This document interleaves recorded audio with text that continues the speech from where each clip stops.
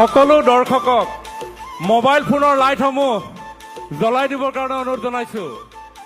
সকলোৱে বিহুৰ তালে তালে মোবাইলবিলাক যদি আপোনালোকে ঘূৰাই দিয়ে, নাচাই দিয়ে, অনিন্দ সুন্দৰ অপৰূপ দৃশ্য সৃষ্টি হৈছে। মাননীয় প্ৰধানমন্ত্ৰী নৰেন্দ্ৰ মোদী ডাঙৰীয়া আৰু মাননীয় মুখ্যমন্ত্ৰী ডাঙৰীয়াই সমগ্ৰ অসমৰ ৰাইজক আজিৰ এই গৰু বিহুৰ দিনা এনেধৰণে বিহুৰ ওলগ জনাইছে, শ্ৰদ্ধা জনাইছে। এনেধৰণে বিহুৰ ওলগ জনাইছে, শ্ৰদ্ধা জনাইছে। সকলোৱে বিহুৰ তালে মোবাইলবিলাক নচুৱাই দিলে বেছি ধুনীয়া লাগিব।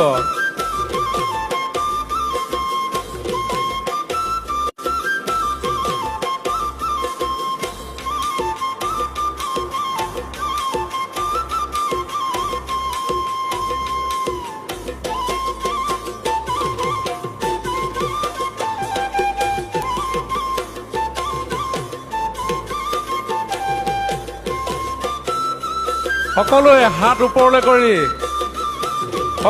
ওপৰলৈ কৰি এয়া সমগ্ৰ বিশ্বই অসমীয়া বিহুৱতীয়ে পৰিধান কৰা গামখাৰু আৰু মুঠিখাৰু, সোণালী বৰণৰ গামখাৰু আৰু মুঠিখাৰু সমগ্ৰ বিশ্বই চাবলৈ সুযোগ পাইছে।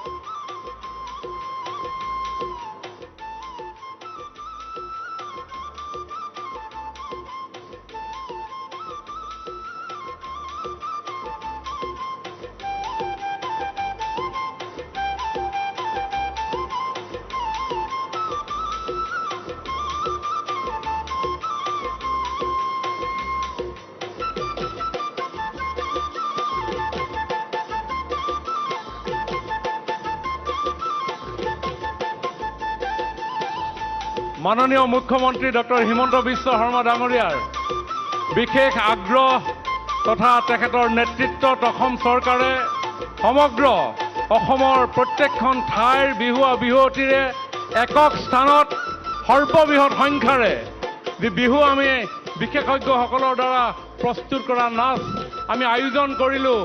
যোৱাকালি 11,304 গৰাকী বিহুৱতীৰে আমাৰ এই বিহু অনুষ্ঠিত হ'ল, যিয়ে ইতিমধ্যে গিনিজ বুক অফ ৰেকৰ্ডছত স্থান পাবৰ কাৰণে সক্ষম হৈছে। আৰু আজি মাননীয় প্ৰধানমন্ত্ৰী নৰেন্দ্ৰ মোদী ডাঙৰীয়াৰ সন্মুখত এই 11,304 গৰাকী বিহুৱতীয়ে 20,000তকৈ অধিক দৰ্শকৰ উপস্থিতিত দেশে বিদেশে আজিৰ এই বিহু বতৰত থকা অসমীয়া সন্তানসকলেই নহয় সমগ্ৰ বিশ্ববাসীৰ আগত এই দৃষ্টিনন্দন পৰিৱেশ খন্তেক সময়ৰ পিছতেই সৃষ্টি কৰিব। এয়া কেৱল বিহু নাচ নহয়, সমগ্ৰ বিশ্বই দেখিবলৈ পাব আমাৰ বিহুৱতীসকলে পৰিধান কৰা সোণালী সূতাৰে বোৱা ৰিহা ভমকা ফুলীয়া মেখেলা, হাতত উজলি উঠিছে ইতিমধ্যেই গামখাৰু মুঠিখাৰু, গলবস্ত্ৰৰূপে ডিঙিত শোভাবৰ্ধন কৰিছে নাচনীসকলৰ জোনবিৰি ঢোলবিৰিয়ে। লাহৰী গগনাৰ মাতে খন্তেক সময়ৰ পিছতে আমাৰ বিহুতলী ৰজন জনাই উঠিব। ঢোলৰ চেৱলত নাচনীৰ কঁকাল ভাঙি গোটেই হেন্দুল দুপ এক পৰিৱেশ সৃষ্টি হ'ব।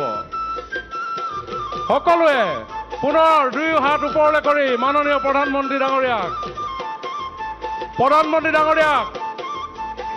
আদৰণি জনাই থাকিবৰ কাৰণে অনুৰোধ জনাইছো।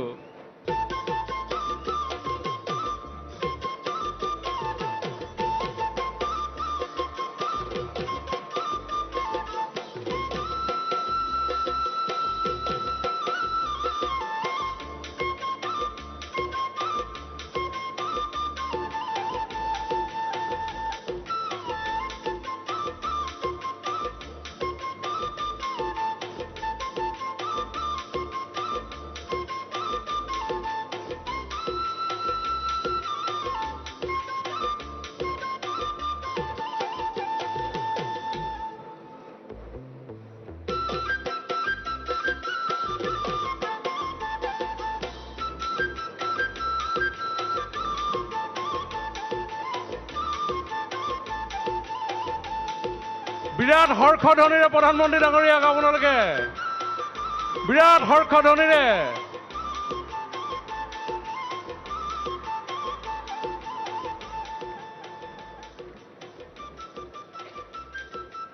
বজাই থাকক, গান বজাই থাকক।